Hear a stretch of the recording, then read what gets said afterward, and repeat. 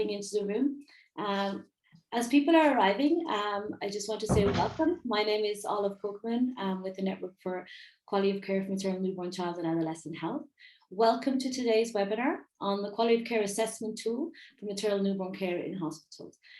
So we're sharing the learning experience over the last 20 years from 25 countries and 133 hospitals across 5 regions. There are some excellent presentations today and time for lots of questions and answers at the end. Without any further ado, I'm going to hand over to our moderator today, Dr. Wilson Were, Medical Officer at WHO in Geneva. Over to you, Wilson. Yeah, thanks all for this. And colleagues, you are most welcome to this exciting webinar. We are going to share some of the good findings and how the tool has been used and what lessons we have learned. So just to take this opportunity to say that I'm Dr. Wilson Were, and I work with the Department of Maternal, Newborn, Child and Adolescent Health and Aging at WHO headquarters. I'm personally a pediatrician and responsible for child health services. And I've been working on this area of quality of care for the last 25 years. Now, today's webinar is really, like Olive said, is to share the integrated maternal, newborn, and pediatric quality of care assessment and improvement tool. This tool has been around for some time, and basically it was developed based on the standards-based assessment of quality of care, and it's a way of taking a snapshot of what is happening at the service delivery in the hospitals and what the issues are, so that you can understand what is going on in terms of quality of care and take action. So we are privileged to have colleagues who are really going to give us some experience. And this experience is based on 2 things. One, the review that was done to look at quality of care assessment with experience of using this tool in a number of countries and several hospitals, and looking at what are the key domains which are relevant to quality of care for maternal, newborn, and child health. And then secondly, in looking at what is it that can be done in those hospitals in terms of where you place this tool in a quality improvement cycle, and to see how you can use the results across over time and also across facilities in terms of improving quality of care. Next slide, please. So today we have 4 colleagues that will be sharing with us this, and we have Dr. Ornella Lusheto. Ornella is a neonatologist with a lot of experience. He has been with WHO for over 20 years. He has worked at WHO headquarters. He was in the regions at country level. And he's a person who has been looking at this area, as you know, very well. He has a lot of experience in quality of care improvement, and he's our focal point here at WHO when it comes to management of newborns.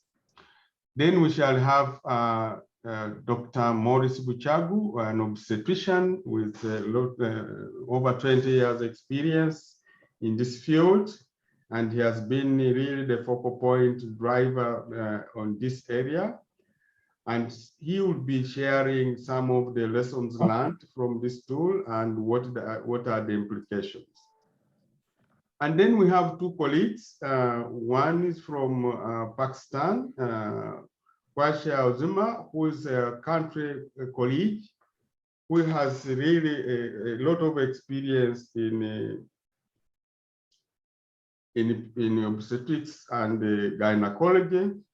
You'll be sharing us with country experience from Pakistan. And we have Nasik Dullah, a colleague from African Regional Office. He's an obstetrician also with over 20 years experience. and is our focal point for reproductive and women's health at the Afro sub-regional office, who will be sharing with us the experiences from the region. After they have made their presentations, we shall have a question and answer, and we encourage people to put these questions within the chat, question and answer, and then we shall be able to triage this information and ask the panelists to respond. Next, please. So I hand over to Dr. Onela Risheto to take us through the first presentation. Good morning, good afternoon, good evening. It is a great pleasure for me to be with you today to share the results of the use of the tool over these years in several countries. I've been using the tool myself in PNG. Maurice also used the tool in a number of countries in Africa. So the idea was of conducting the review was to see what can be learned and how we can share the lessons across countries on the use of this tool, as we are finalizing it also for the pediatric component. So what we have, you can see here the two articles that have been published, and I will present to you the results of the first articles, which looks more at the implementation features and the quality gaps that we observed in the 25 countries, while Maurice will present the results of the implementation in those countries who have been implementing the quality cycles. Next. So we all know as a background that the quality of care is very important to ensure survival and health on women, newborns, but also stillbirths. And it's not sufficient, it's recognized that it's not sufficient to increase the coverage of services, but it's important to provide services with quality if we want to have an impact. So the tool has been developed, the first version has been developed, of this tool has been developed already under the Making Pregnancy Safer initiative in 2009. And further, after being used, especially in the Euro region, has been updated later on in 2014 and then revised by us in the quarters with the experience of using in many other regions. Is organized in 5 sections. So, and is quite integrated. In fact, it looks at the hospital support services, policy, etc. It looks at the case management for the mother as well as the baby. It looks at how the services are organized, the policy in the hospital and the organization of services. It looks also at the experience of care, collecting information from the users, the clients. And then it has templates that help the users to report the findings and to develop action plans. The process that is used for using the tool is participatory, multidisciplinary, and it is a process that moves from the poor assessment to the development, identification of the gaps, and the development of action plans. And then, as said by Wilson, the country has been used in many countries and has been used often with the support of WHO and UNICEF as well, and in few countries also with NGO supports. So next. For doing the review, we looked at the publication of the use of the tool from 2009 to 2017, and all the reports that we could find either from WHO, from partners' website, and we tried to find also unpublished reports from the Ministry of Health. It was not possible to find all of them. In fact, we missed, for example, PNG where I was working because my computer has been stolen, and so I didn't have the report, and we didn't get from the Ministry of Health. Inclusion criteria, where we wanted to have a clear description of the methods in the adaptation, the composition of the assessor teams, the type of facility assessed, the process. We wanted to ensure that there was involvement of staff and mothers. So really the process done according to the tool requirements, and also description of recommended actions. And then we included only assessment of regional or district hospitals, while some countries have done assessment also of health centers or health posts, but we didn't include those. Next. And in terms of the results, we developed a framework to try to, because there were many countries, so to try to have the issues organized in a bit to be able to compare a bit. So we divide the issues in 4 groups. So the first group was on case management in maternal care. Second group was case management in neonatal care. Then we look a third group of issues related to the hospital policies, and finally the issues related more to infrastructure.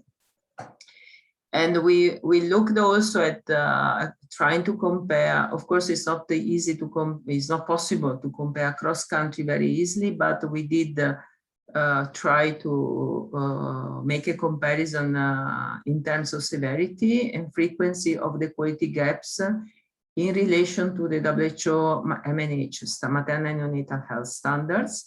So we define a gap in a specific area as severe if, according to the scoring system using the tool, if the assessment indicated that the quality was inadequate, or if care was very poor, so on the lower side of the score. And then a gap was considered frequent if we were observing this in at least 1/3 of all assessed facilities, irrespective of the country. This was to compare across countries.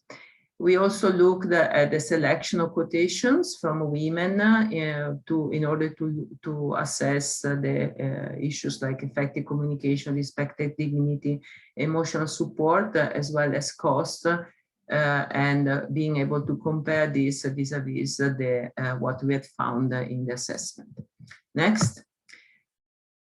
So the results, key results of the tool, we documented the use of the tool in 25 countries. We know that has been used in many more countries, but we couldn't locate all the reports. So you can see basically most of the regions represented. This covers 133, the 25 countries included 133 hospitals with a range between 1 to 29 hospitals per countries. And in 22 countries, we had really a sample of hospitals. The assessments were mostly supported by WHO, and I mean in 18 countries were supported by WHO, and in these countries there were including more than 1 hospitals. In 3 countries there was an NGO supporting the assessment, and it was done only in 1 hospital. In terms of time required for the implementation of this assessment, 1 to 2 days were required for the training of the assessors, and then 2 to 3 days for the assessment, including the feedback. Next. So here you can see the quality of care framework. Actually, I wanted these slides was supposed to show not like that. It was I wanted to show actually the health system, the quality of care framework, which is behind the image of the standards for improving the quality of care of small and sick newborn, just to let you know that, to remind us that we have 8 domains in the quality of care framework, 3 for on the service, on the delivery of service, and 3 from the experience of care, and 2 on 1 on human resources and 1 on infrastructure, etc. This is because we use that as a reference, and we use for the analysis, and we use also the standards for improving quality of care, maternal and newborn care in our facility, the document on the left as a reference. Next, for the analysis. Next slide.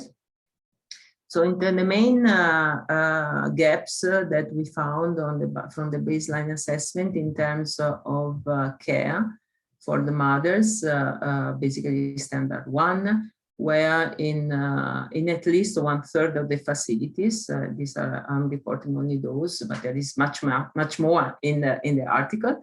So where gaps in their monitoring of maternal and fetal conditions, for example, the partographs or the maternal heart rate recorded and so on. There were gaps in terms of inappropriate interventions, like for example, unnecessary intervention like episiotomy. Early identification and management of emergency was one area that was highlighted as a critical, at least in 1/3 of facilities, and you can see a number of examples on the right side. There were also the management of complication, maternal complication, for example, inappropriate management of severe preeclampsia, or women with complication were discharged too early. And then in indication of cesarean section and the procedures for cesarean section also, there were a number of issues. Next slide. In terms of gaps in relation to standard 4 and effective communication, the issues, some examples were in at least 1/3 of facilities. So there were women, for example, not informed about the indication of cesarean sections, or not given information about their babies, or things like that. Respect of dignity, standard 5, number of issues were identified. For example, really inability to move in the labor room, or lack of privacy, or all of these, disrespectful attitudes that we know also from the literature happens all over the world. Then on standard 6, again, the issue of companion not being allowed, or one-to-one care not ensured. So again, things that can be addressed.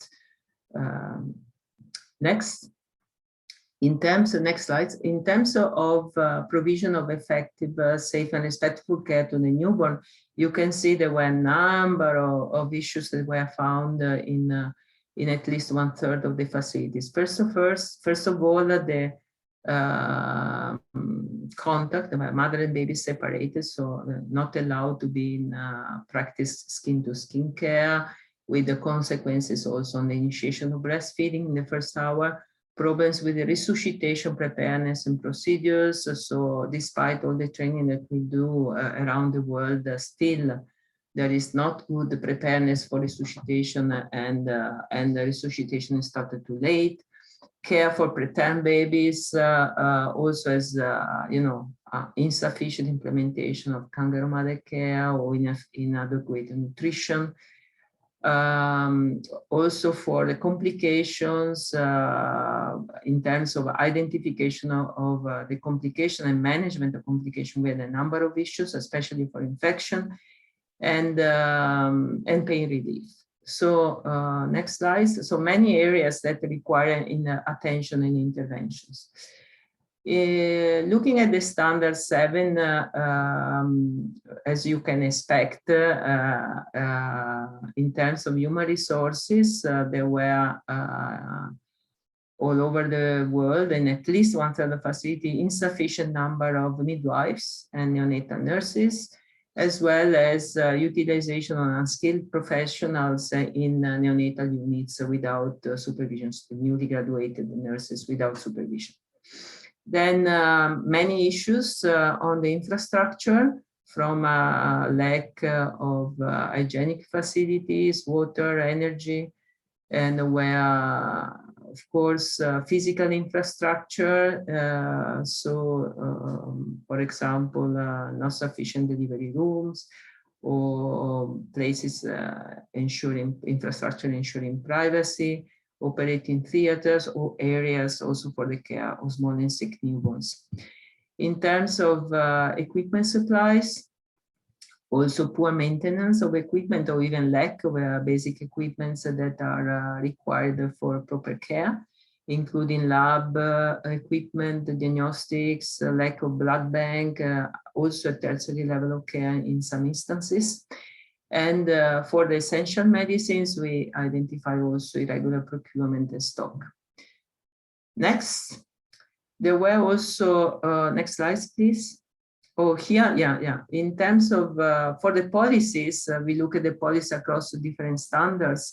There were a number of issues, particularly in terms of a lack of clinical guidelines for case management and protocols for case management, but also lack of essential drug lists. Why this are missing when most of the countries have the list of essential drugs.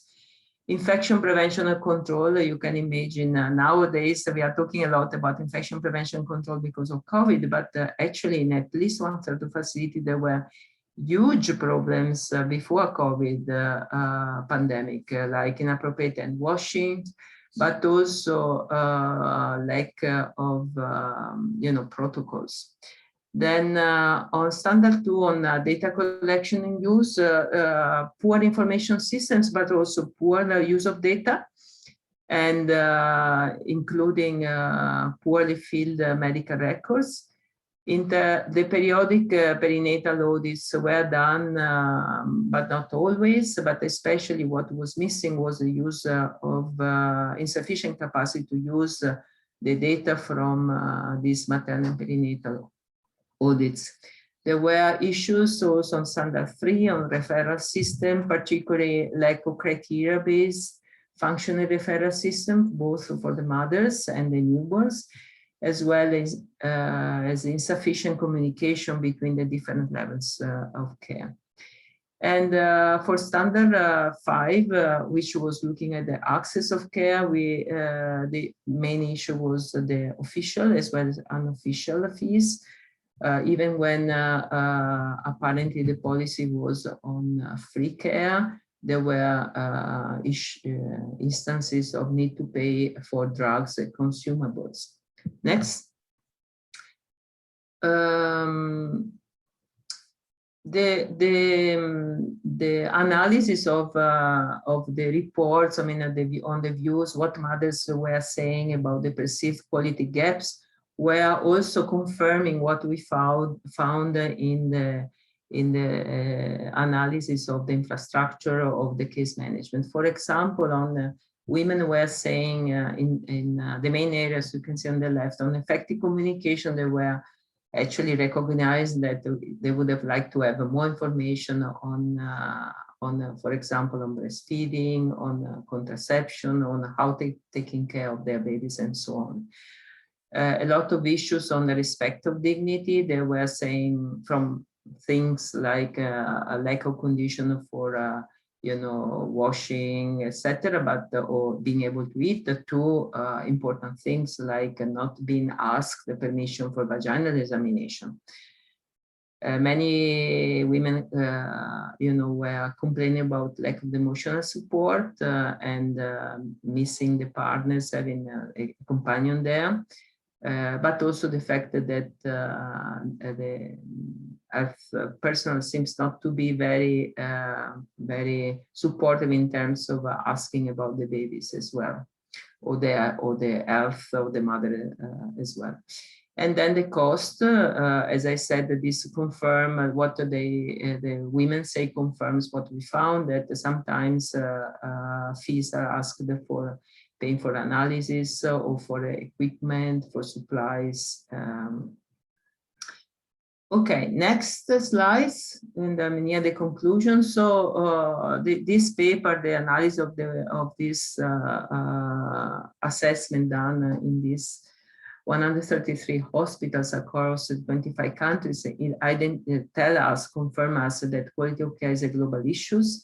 And there are many areas across all the areas we can find issues that can be improved. I mean, issues that can be highlighted and the areas that can be improved. And there are differences between facilities also within the same health system. So it depends also not only on how an health system is organized, but depends also how the health facility is organized. The tools performs pretty well and help us to identify features that requires attention in several areas, from the health system inputs to the case management, but also those more these important areas like the experience of care. and allows us to identify the gaps and move and classify them, and so moving from the analysis to plan the how to address those gaps. There is a value on this, looking at these cycles, and we will see more, especially if we use multidisciplinary teams. So was the effect of using the multidisciplinary teams of nurses, midwives. I didn't go much in detail of that, but there were nurses, midwives, there were the OBGYNs, neonatologists, pediatricians, national and international. That helps, of course, to identify very much what are the areas that require attention and develop together the plans.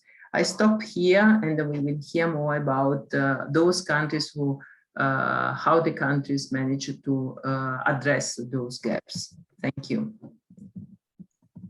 Thanks, Ornella, for really taking us through that. I think Ornella has given us an overview of how the tool was used to identify quality gaps. And as you realized, based on the domains she described, a lot of issues around each of those domains, both the evidence-based care and also in terms of experience of care. So now let's hear from Maurice, who is going to tell us what happened after finding all these gaps. What have countries managed to do, and how have they used this tool? Remember that this tool is not just for assessment and reporting, it's actually a quality assessment and improvement tool. So you use the tool to identify the issues, and then you respond to them by trying to do something to improve the gaps you have identified. Over to you, Maurice. Thank you, Ornella and Wilson. I'm going to talk about the second part of this work, that is essentially about improvements and driving factors for change. Next. Next. So the second part was essentially drawn from a report that were done following reassessment, and also documented changes in 27 facilities, 9 countries, 4 regions, across 4 regions. And I just wanted to also show you that these are reflected in the work that was done in 2018, showing different regions where preventable mortality is happening due to poor quality of healthcare. Next. I'm going to focus essentially on observed improvements that were documented. Just as examples, improved monitoring of fetal heart rate and maternal parameters, reduction of many unnecessary and dangerous medications and interventions for mothers and newborn. For instance, practice of episiotomy that really decreased substantially following these assessments. Improved active management of 3rd stage of labor to prevent postpartum hemorrhage. Improved management of preterm labor, for instance, use of corticosteroids as required. Reduction of inappropriate indication of C-sections, and this is across regions with the adoption of Robson classification and increased use of regional analgesia. Next. In terms of effective communication, improved written and oral information to pregnant women and mothers. Improved privacy for labor and childbirth, a more friendly attitude towards women and their families was also observed in terms of improvement. Next. For the newborn specifically, skin to skin after birth, introduced as standard practice, improved readiness for newborn resuscitation for many teams in terms of equipment, supplies, training, introduction of kangaroo mother care that is also a standard for the newborn, reduced use of unnecessary drugs, diagnostics and hospital stay, advice given to mothers on babies' danger signs, improved indication and choice of antibiotics, involvement of mothers in care of sick newborn, including in NICU. Next. For human resources and infrastructure, the following improvements were observed. Extension of clinical tasks for midwives and nurses. For instance, the role of nurses in the care of sick and premature babies enhanced and skilled improved.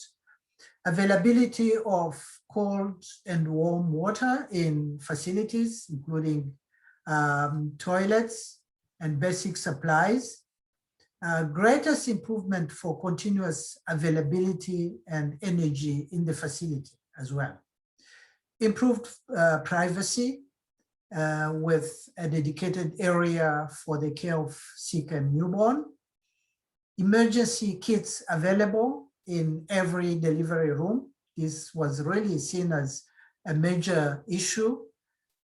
Improved availability of essential drugs at different points of care, including emergency wards, delivery room, operating theater as well.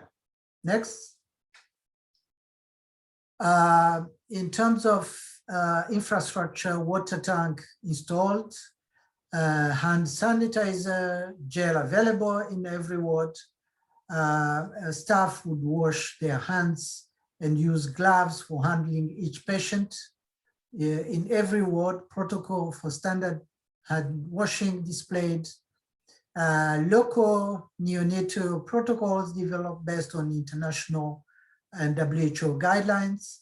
Improved data collection and reporting.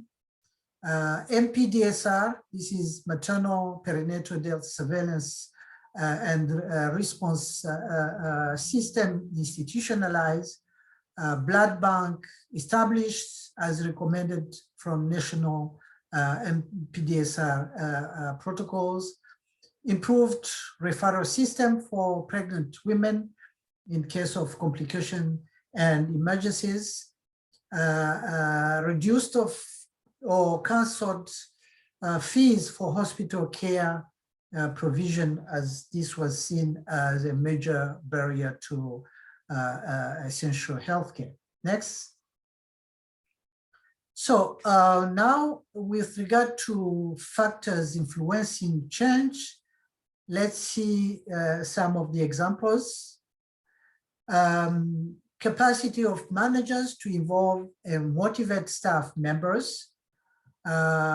Professional recognition for staff, availability of career opportunities, adequate professional qualification and involved staff, quality of care assessment processes in place for the facilities.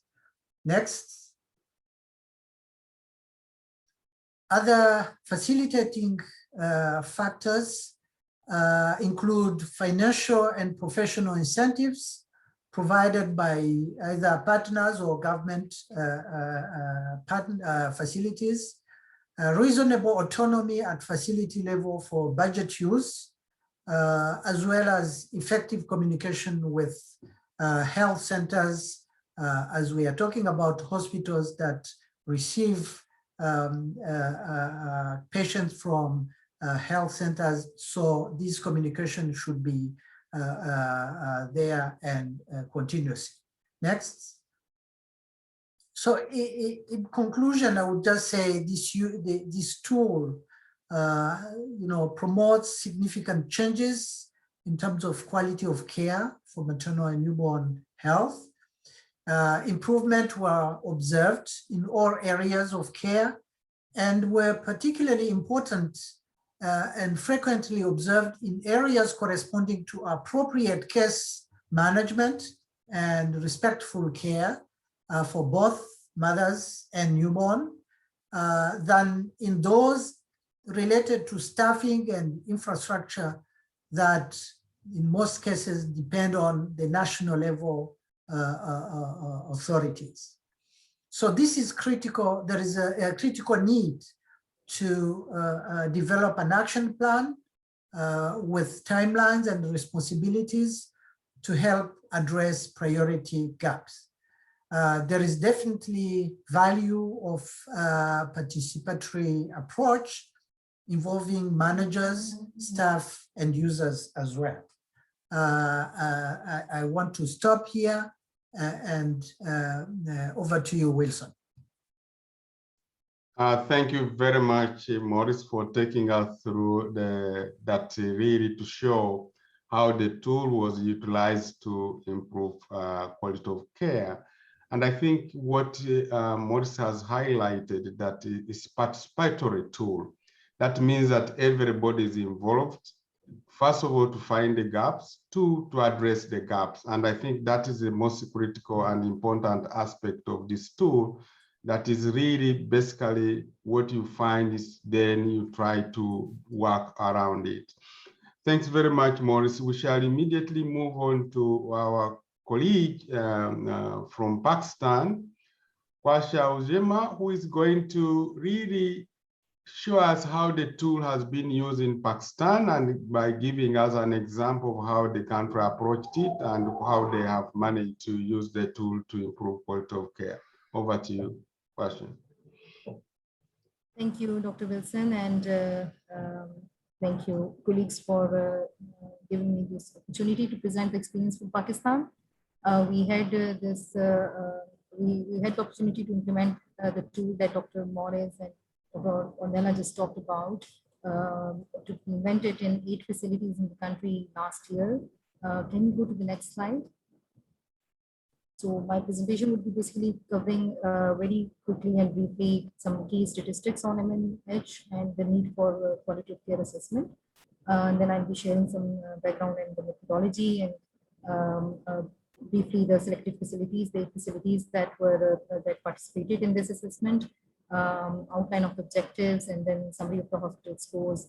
And then we'll be talking about how what we found in terms of the standards assessing the hospital resources, hospital policies, and organization of services, as well as case management of maternal conditions and common infant conditions. And finally, very briefly, some key recommendations from assessment and some next steps in conclusion. So if we can go to the next slide. So here I'm just sharing some key highlights of the maternal and newborn and child health indicators in the country. So we are struggling with high mortality and high maternal mortality and high newborn mortality. We are still having a big proportion of births being at home and not assisted by skilled providers. The sexual and reproductive health indicators in terms of the abortions, adolescent birth rate, and the mobile contraceptive rates are also not very like suboptimal. So with all this situation, we had this understanding that quality of care is definitely a gap, a big gap, and we have to sort of identify the core issues and the processes and procedures that can be looked at into for improving the quality of care. And this too provided us a very comprehensive sort of instrument that can help us in doing that. So moving to the next slide, if I can share some of the background.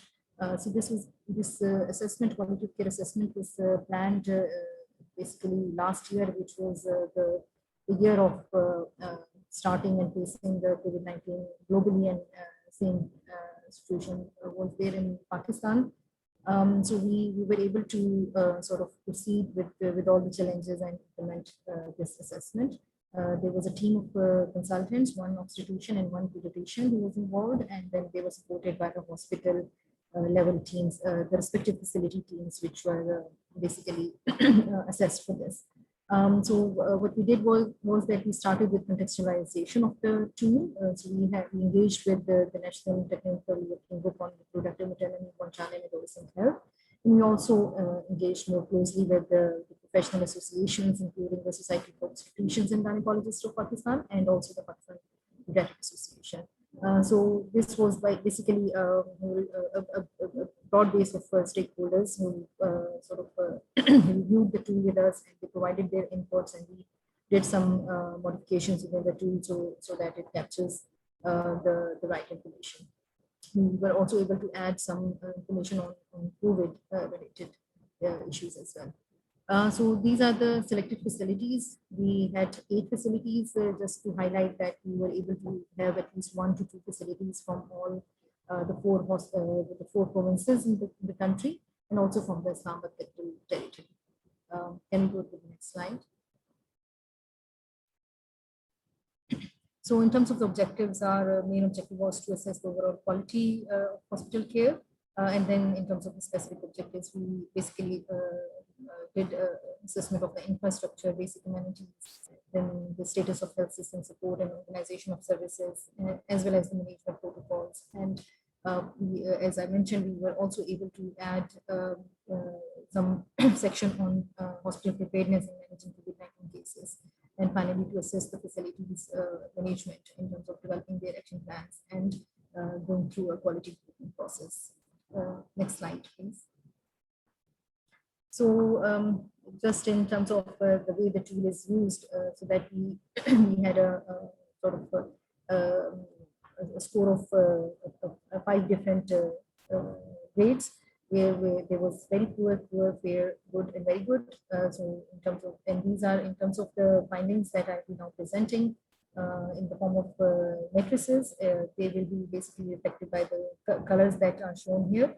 So if no standard were scored as yes, it's going to be dark red, and if less than 50% are scored yes, it will be lighter shade of red, and then yellow shows the fair status, where less than 80% are yes, and if 80% are or more are scored yes, then it's good, and then green one is very good, which is about 8, and like most of them are scored yes. Can we go to the next slide? So now coming to the key findings from the assessment, as I mentioned, we basically assessed 8 facilities. Almost all of them were tertiary care hospitals, except one, which is facility 2, which is a secondary level hospital.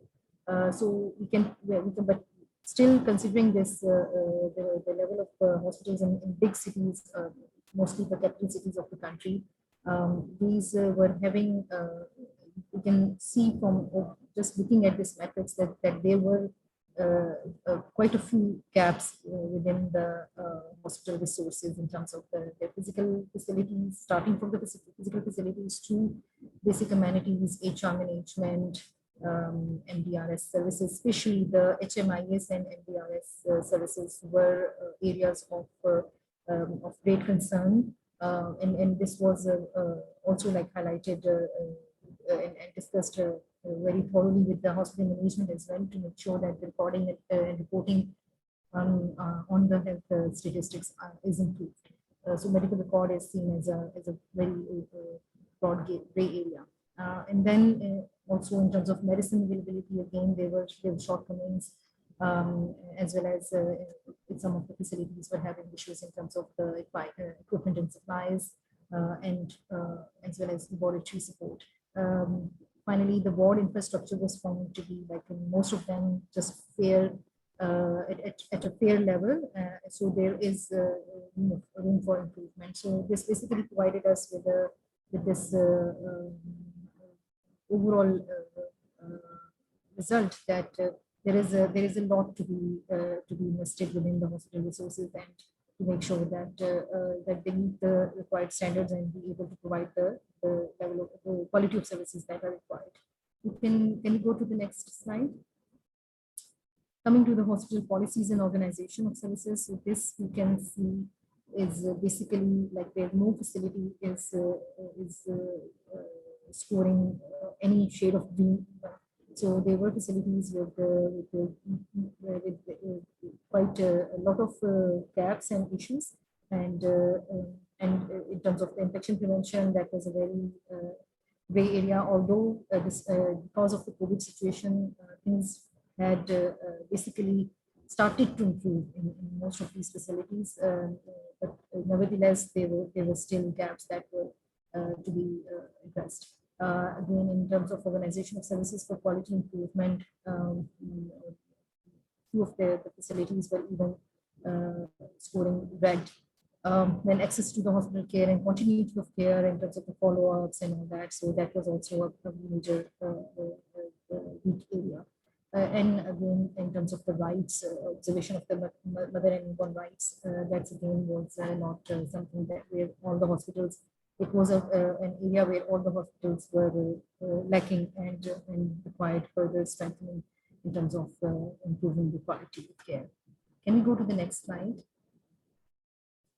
On the aspect of case management of maternal conditions, we can see that there were good performances from most of the facilities, except, as I mentioned, facility 2 was a secondary level hospital, and they found it was identified that they were having more gaps in terms of their antenatal and care and infection control, as well as especially in terms of preterm labor, management of preterm labor and family planning and contraception services.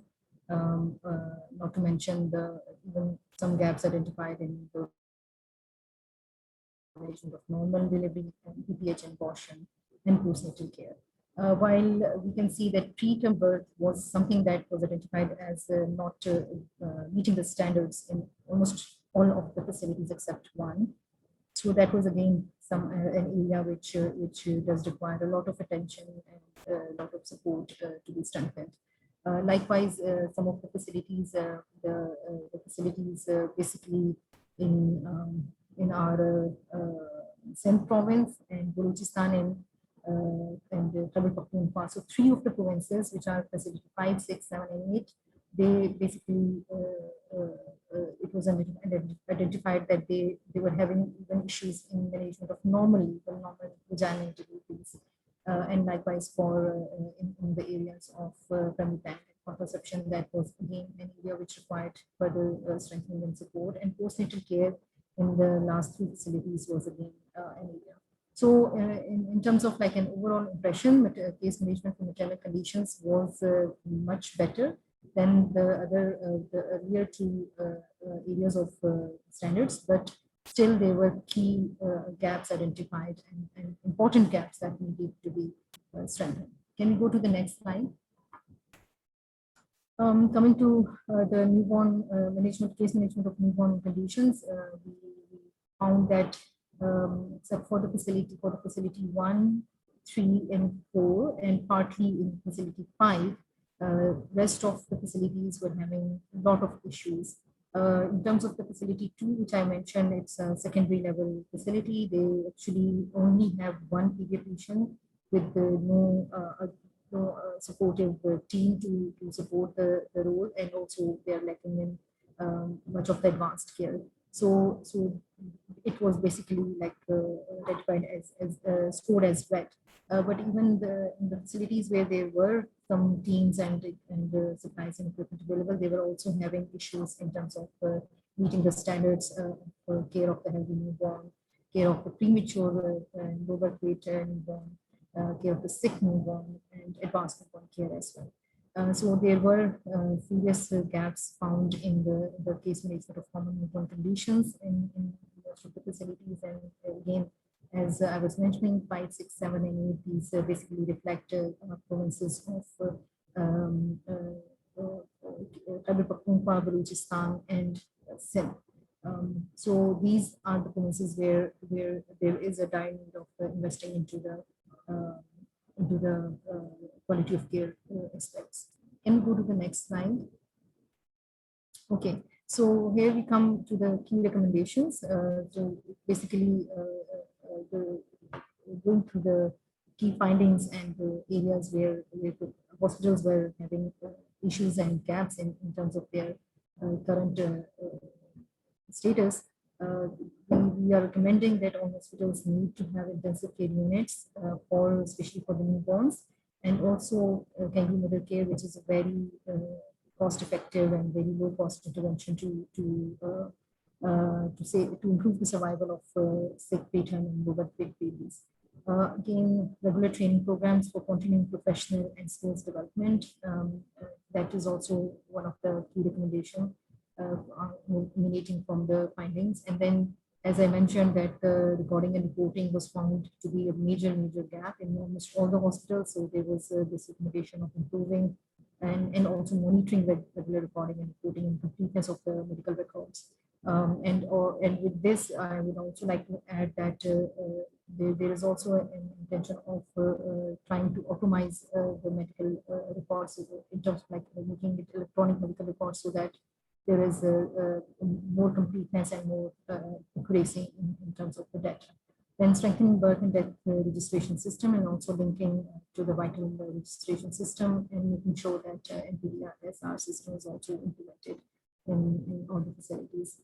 Then updating plan for improving the quality of care and patient safety, and trying to establish quality improvement teams in almost all the care facilities, so that they can develop and review their quality improvement plans and go through the quality improvement cycles as a team. And then also having up-to-date clinical protocols and guidelines for identification, management, and referral of newborns and mothers with complications, so that wherever there is a need for immediate referral, and so they can manage the cases on emergency basis and refer with proper protocols. So these were some of the key highlights of the recommendations. There is a long list of recommendations that comes with which are based on our findings, but we have just pulled out a few key recommendations for sharing in today's session. The last slide is basically on some of the next steps and conclusions. So I would like to share that we are basically currently right now at the stage of finalization of the report, and then we plan to have some dissemination discussions on the findings to sensitize the stakeholders. It will be held at the facility level as well as at the provincial and national level, involving the technical working group as well, with which we basically started the contextualization of the tool and the assessment planning. Then we would like to also identify some of the immediate actions from the list of recommendations, and trying to make sure that we strengthen the maternal and newborn health quality of care by mobilizing resources for addressing the immediate needs. For example, introducing and implementing the quality of care standards for improving the quality of care for mothers and newborns. Likewise, there would be some recommendations that would require some medium to long-term efforts, and just want to highlight that currently in the country, in my country, Pakistan, the government is very seriously taking on the agenda of universal health coverage. There has been this finalization of the universal health coverage benefit package, which is based on the disease control priorities third edition, and it basically includes, luckily, it provided us this opportunity to make sure that there are key MNH interventions integrated into the benefit package, and with this implementation of UHC coverage, UHC benefit package supported by the government as well as partners, we would be basically seeing some improvement in the quality of care, because it has those key interventions inbuilt into it. And also, last but not the least, that the country is very much interested in joining the quality of care network of countries for cross-planning and making sure that the commitments and zeal is maintained and is fulfilled as well at the highest level. So with this, I'll be closing my presentation and handing over back to Dr. Wilson. Thank you. Thank you, Kusha, for illustrating how the tool has been used in Pakistan. I think very interesting to just show how you can highlight quickly the issues that need improvement and where there's really big problems just by using the traffic lights. I think that was a good example of how you can quickly use the tool, not only at the facility, but also to show an overview of what is happening in different facilities, and that can bring action at different levels of the health system. Now let's move on to our colleague Naski Dula, who is really going to share with us what has been the experience in the African region on using this tool. I remember even, I think it was in 2014 when we brought together a number of countries to go through this tool and demonstrate how it could be used. It would be interesting to hear from Naski Dula how people have used this tool in the African region. Over to you, Nancy. Thank you. Thank you, colleagues. Thank you for this chance to share our experience in using of the WHO Quality of Care Assessment tool in Afro. Next slide. As you well know, in Afro, we have high maternal and infant mortality despite increased coverage of key interventions. And also when we assessed the MPDSR reports, they consistently reveal poor quality of care as the main underlying cause of maternal and perinatal mortality in almost all countries. So we realize that if the region continues with business as usual, we are unlikely to meet the SDG 2030 targets for 3.1 and 3.2. And as we all know that if sub-Saharan Africa does not meet these targets, it means that the whole world will not meet those targets. And so there is need for objective information that would help us as a region and as individual countries to formulate tailored high-impact actions to improve the quality of MNCH services in line with the WHO MNCH standards. Next slide. So in using the MNH quality of care assessment tool, we went through all the different stages that one would do to introduce the tool to the country, to get consensus around the need for quality improvement, to get the government leadership, and then worked with the team really to plan well and look for resources and define the scope of assessment, the number of health facilities, etc. I would emphasize a little bit on what we did in adaptation of the quality of care, MNH quality of care assessment tool. Firstly, we had to orient the country teams on the whole concept of quality improvement and on the tool itself, including the different modules in the tool and the scoring system. And then, depending on the countries, we had to adapt for different levels of care. The parent tool is basically for hospitals, but many of our countries told us that their main levels of maternity care services are lower levels facilities, and they wanted to assess the quality of care at those levels. And so we adapted the tool for health centers and maternity clinics as well for the countries as was needed. We also customized based on local terms, the cadres that exist, the different levels, the procedures, and linked to the national standards for hospital care, etc. And then divided the tool into modules for ease of deployment And in some countries, they requested for extra modules that we formulated and added. There are countries that wanted an extra module on anesthetic standards for anesthesia. Others wanted an extra module on SGBB, an extra module on family planning, and so on. And so we looked for existing WHO standards in these areas, and we customized them and aligned them to the system of the MNH quality of care assessment tool and incorporated them as part of the process. We also had to remove some of the sections that were not applicable for the country.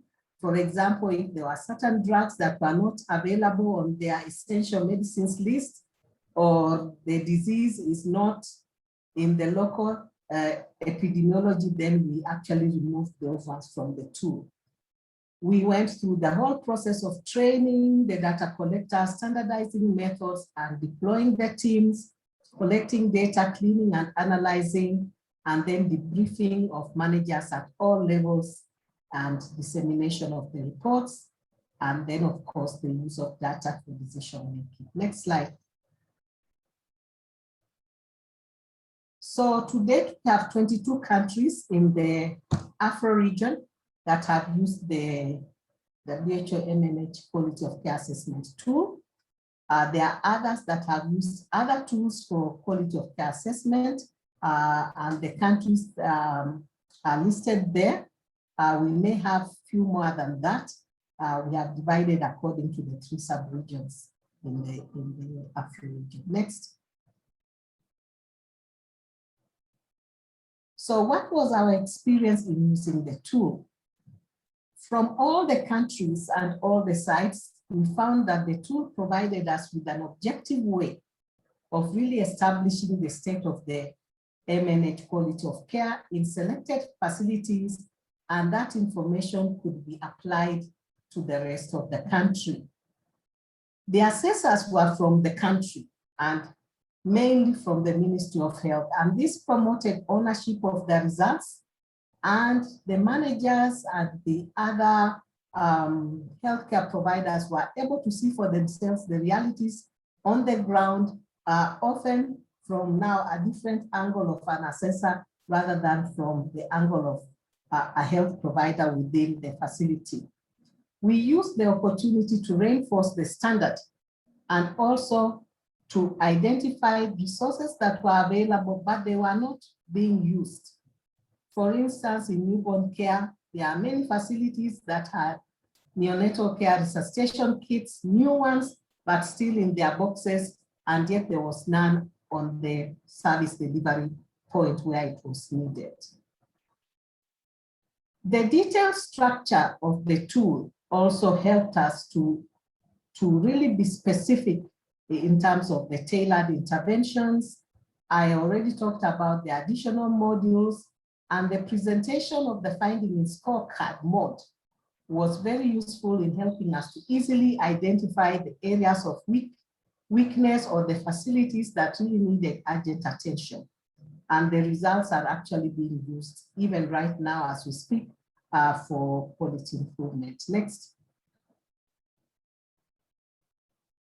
We, however, had some challenges with the tool. We found that the tool is very voluminous, and often the assessors were quite tired. The exercise was very resource intensive on all lines. The time to complete the tool, if you want to do it well, the 2 to 3 days was inadequate for all sites in all countries. So we ended up with some modules not being well completed and not completing the action plans on time. Although the evaluators were trained, we found that not all had the perfect command of the tool when we sent them to the field, but we tried to have an experienced assessor with each team. There are sections of the tool that we felt needed more clarity and more improvement, and the scoring system often, the assessors found it a bit subjective, and subject to misinterpretation, and simply because the criteria was not understood in the same way by everybody. So different members of the group could have quite a big discrepancy. One of the things that the assessors really found challenging was assessment of the case management, especially when there were no patients or observed practical cases, and we would end up just assessing the knowledge rather than really observing what they were doing practically. And so one interesting that there are countries that were reluctant to accept the results, especially if the results revealed major weaknesses in the system. Next. So this is just to show you some of the pictures. From the top line, you can see that indeed with all the challenges we have in Afro region, we have sites that are trying to do quite a bit. People are working very well to try and give the best possible care that they can in the circumstance. And the bottom three, they are basically showing you the kinds of challenges that we are having to deal with in terms of infrastructure, crowding, that make it really difficult sometimes to adhere to the standards, even when you know that the standard is there, or to provide a good experience of care for the mother or for the baby in the middle of a very overcrowded world with minimal infrastructure. Next. So I will share some dashboards from different countries just to illustrate different things. For all countries, we were able to compare hospital performance of different standards. For instance, in this slide, in one country, we are looking at maternal health services, neonatal health services, and pediatric health services. And just looking at it at a glance, you can obviously see that pediatric health services are a big problem in this particular country where we assessed a number of hospitals. And under newborn care, we can see already that medications and newborn care medicines and devices are really a big problem in this area. Next. We were also able to compare district performance for selected parameters. And you can see in this particular example, we have different districts in a country, and we can see how they are scoring across different standards. And if you look at 4, 5, and 6, you can see that in almost all districts, the experience of care standards are really in the red. And that tells us that in that particular country, we need to see how we can work with them to improve the experience of care across boards. Next. One of the major things that we want to know is really how the clients perceive care, that care they provide. And this is one country that is showing the ratings by young mothers on the quality of care across the continuum of care from antenatal to until discharge. And you can see that basically we are not scoring very well in terms of the perceptions of the young mothers. And this actually was across board in almost all countries.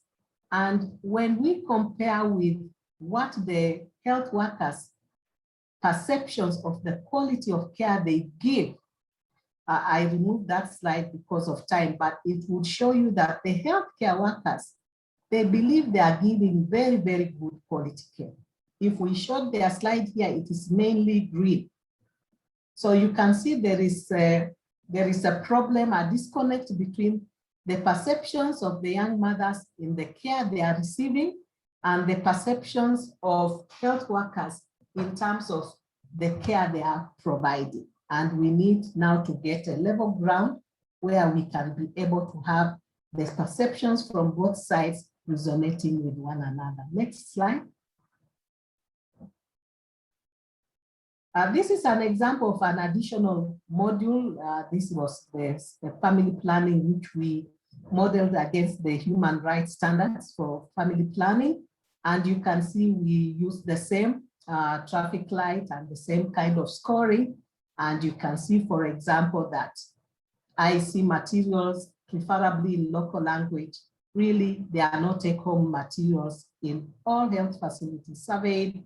The counseling tools are outdated. And so this would then stimulate us to look at those areas and start defining improvements across the board. Next. So in terms of utilization, the health facilities were able to make action plans to address the gaps, including reorganizing services, improving the triage, infection prevention and control, reassigning staff on duty rosters, using available space judiciously, etc. And these assessment reports up to today are being used extensively in strategic planning process and in guideline development by countries, and also to inform capacity building activities around the areas with most needs. There are some countries that have identified specifically point of care quality improvement activities in targeted facilities. And one of the things that we are seeing is that all countries are now recognizing quality of care as a priority area to mitigate preventable morbidity and mortality in mothers and children. Next.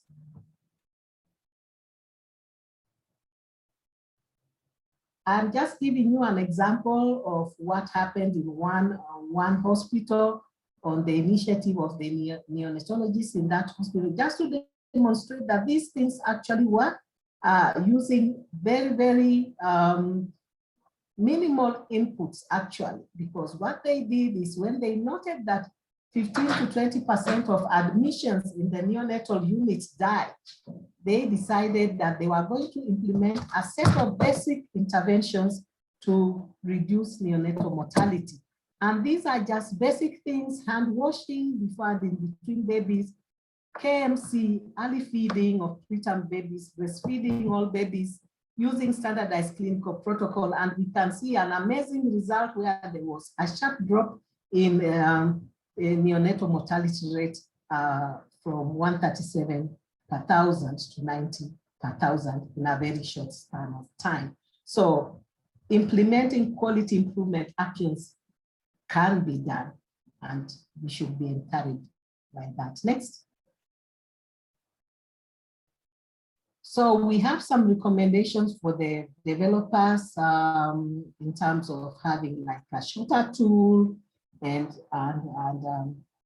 those kinds of things. But one recommendation was to develop a web-based application which health facilities can access on a smartphone, so that we can be able to do this in a smart way, and then supporting also the establishment of quality of care networks in countries. Next.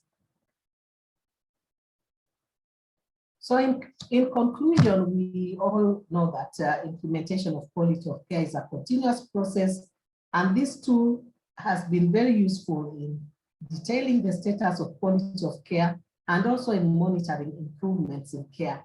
And it is adaptable actually to local context. Some refinement may be required to address the observations and recommendations by the users. Thank you very much, and back to you, please. Thank you, Nancy, for really taking us through that broad experience of use of the tool. And you have really raised some issues in terms of how the tool can be improved and challenges. And I think these are some of the things that we need to address. So colleagues, I think it has been a good 1 hour and 15 minutes of sharing some good information, some results, some experiences, both at country level and at regional level. And we have received a number of questions you have put in the chat. So I'm just going to request the panelists to switch on their cameras and respond to some of the questions. I will summarize some of them so that we save some time. And I'll just give the first few questions and requesting colleagues to respond to some of these questions. So to Maurice, I would love you to respond to questions that have raised around the tool. Basically, can this tool be used at lower level facilities? Can this tool, what would be the best approach in adapting it? And is it only qualitative or also uses quantitative methods for assessment? And also the last question on the tool, which Maurice, I would love you to answer, is also about, can it be adapted to respond to COVID crisis? For Onela, I think it would be nice if you could really respond to the question which was saying, if is there ongoing development to avert health system related challenges, especially addressing standards 7 and 8, and also just give some also some response around whether the findings presented were only qualitative, whether there were also some findings that were quantitative. That would be helpful. Pasha, I think you have responded to some of the questions that have been raised in the chat, but I think colleagues would want to share some linkage between this quality improvement and MPDSR. I think that would be something that would be helpful. Secondly, there was an issue around scoring. If you can just give some clarifications about scoring. What does it mean if a facility scores 0? I think that will be helpful for colleagues to understand how the tool is used. And also a question whether there was an interest from the private sector. So I'll start with Maurice to respond, and then we shall go to Onela and then Pasha to respond. Thank you. Thank you, colleagues, and thanks to Wilson for these questions. Can this tool be adapted to the lower level? That means like a health center or health posts. I just want to say yes, because we have some examples from countries that tried to use the tool and they were able to adapt it. And obviously it will be lighter, and this will also has to be in line with the standards at national level that should be observed at the health center level, because then we have different standards from the hospital level. But we started with the hospital level where there are more challenges in terms of mortality and survival of patients. Now, do we only have qualitative assessment?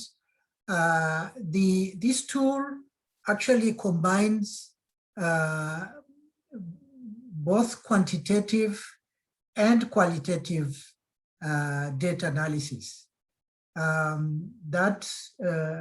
With that, then you can really see how the data that you are presenting reflects what is collected, for instance, through the health management information system, and then what you can observe in terms of practice at facility level, for instance, maternity ward. So this is essentially an audit type of system. And as you know, this, even in private sector, auditing a system is a way of ensuring quality practices. can this be applied in a setting with COVID? This would definitely be an adaptation with minimal contacts. That's why having like an electronic platform would definitely serve the purpose. As WHO, we are actually planning to have a platform that will be used to accommodate this kind of assessment for maternal health, for newborn health, for pediatric care. And we believe having an electronic platform would also serve some of the specific contexts like COVID or emergencies. Thanks. Over to you, Wilson. Morris, for that, just to say, to compliment Morris, to say that if you really want to use the tool to assess, to respond to COVID crisis, yes, the tool can be used because it has all elements that are necessary for taking care of a COVID patient. And also just to say that most of these assessments were external assessments. External assessment meaning that you have people coming from outside the facility to participate in the assessment, but you can also use the tool for internal assessment. So over to you, Ornella, to respond to the questions.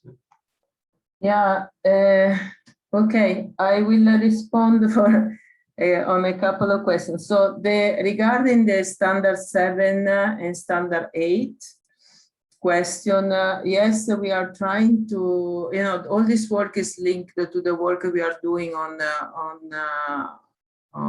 the standards and improving the quality of care. So for the standard 7, which is really critical one, is a human resources gap. So we have worked more in depth to try to identify what could be the challenges and the solutions for, especially for addressing human resources gaps for newborn care services. And so for this, we have developed and published last year a document called the Human Resources Strategy to Strengthen Newborn Care in Health Facilities in the middle-income countries, now translated in 5 languages. So which looks at those challenges that we find, and the solutions are both in terms of training, building the capacity, as well as more the environment, building a support environment for human resources, deployment, working conditions, and so on. So that is one area. For the infrastructure and equipment supplies, we are also working more with our colleagues over the universal coverage, because all the interventions that you find that you are recommending for mother and newborns are also reflected in the universal coverage package and so that is one of the ways that we are using. And of course, they are in the standards of care. And then for the question related to the to the papers where the analysis is more qualitative than quantitative, it was really a decision we took because we thought it was not fair to compare, to make a quantitative comparison across countries and their systems that are very different between themselves. What you can find, however, is you can do a quantitative comparison within country. So for in each of the report, yes, you can have an analysis that is more quantitative, but across countries we felt it was not appropriate to do that. This is why you see we use those that way, the grouping, as well as this, 1/3, more or less 1/3 of the facility having a certain number of issues, but we didn't want to point specifically. Also because some countries had only 1 or few hospitals, and other countries had 10, 15, 20 hospitals analyzed. So it was a bit difficult to do the quantitative analysis. And then, not appropriate. And for the question on lower level facilities, yes, I use the tool also in lower level facilities. It's just that you have to, some questions are not appropriate for lower level facilities, but the interest in doing that is if you have you do the assessment within the same, how do you say, referral system area. So you have a lower level facility, the district level, as well as a higher referral level, the tertiary or whatever referral level. So you see where the gaps are also in the entire networking of referral, and this is useful also because the management is usually at the tertiary level or the higher level, and in terms of supervision or input, so they also have a role on the functionality at the lower level. So I found it useful in a country level. I think it's all. Yes, thanks, Ornella, very much for that response. As Kwasha responds, Nancy, I want you to get ready to respond to a few questions that have come on. One is, how are you able to mobilize the resources at national level to actually be able to implement this tool based on the experiences you had in African region? That would be very important to share. And secondly, can this tool be used in low resource settings? It's almost the same question, but probably if you could respond to that, that would be helpful. Over to you, Kwasha. Thank you, Dr. Wilson. So I actually tried to respond in the chat as well, but I'll just take up one or two of them. So about linking MPDSR to quality improvement, yes, this is basically a very important aspect of quality improvement. And in Pakistan, we have had this opportunity to implement MPDSR in 2 provinces for the last couple of years. And now, like we were doing it in some selected facilities, but we had this clear realization that there has to be a legal protective framework that provides coverage to those who are engaged in the MPDSR processes. So right now we are engaged with the parliamentarians for making sure that a bill is sort of tabled and discussed and approved by the parliament to make maternal deaths notifiable, and also to ensure that those engaged in these reviews, the death review processes, would be sort of kept confidential and protected against any legal proceedings. So you're right, this is something, and unless there is this legal protection, this culture of blame and shame would not be changing. However, in our experience, as until now for the last couple of years, we are working with the 2 provinces, selected facilities, almost 10 facilities. We have been able to still have this change in culture just by engaging with the clinicians more vigorously, and of course through the capacity building activities, as well as with the continued support for the review meetings engaged with them. So, and then an annual review mission to both the provinces. So that sort of gives this level of confidence to the clinicians. So it basically depends on how we sort of put forth the agenda and how we support it for successful implementation. I think the rest of the questions were answered in terms of the private sector engagement, and also I think there was a question about the facility number 2, and I've answered them in the chat. Dr. Wilson, if there's anything left, I'll be happy to respond. Back to you. Yeah, thanks very much, Kwasha. I think some of the responses have already been put in the chat. So in the interest of saving time, I'll hand over quickly to Nas to just respond to the 2 questions I asked so that we can wind up on time. Thank you. Thank you, Wilson. To answer the 2 questions, can it be used in low resource settings? Yes, definitely. Most of our countries in the Afro region are low-income countries or low middle-income countries, and that's where we have been using this tool. And even in the ones that are middle to high, we have patches of provinces that are not on the same level as the rest of the country, and then we can use that there. In terms of the resources, like we said, it's very, very resource intensive. But what we realize is once you have the leadership of the government leadership, and this is run as a national project, then the Ministry of Health has the power to call in all interested partners to buy into the process and to support various elements of the process. And depending on the amount of resources that you have, you can now tailor your scope of the assessment accordingly. There are countries that we have done the assessment in all provinces and selecting like a hospital, 2 health centers, 2 clinics, and so on, because there was a lot of partner buy-in, and the partners supported us in human and financial resources and logistical resources to be able to carry out the activity. There are other countries where the process was funded by partners in specific facilities where the partners are working, but with oversight from the Ministry of Health and using the WHO tools and the technical assistance from WHO.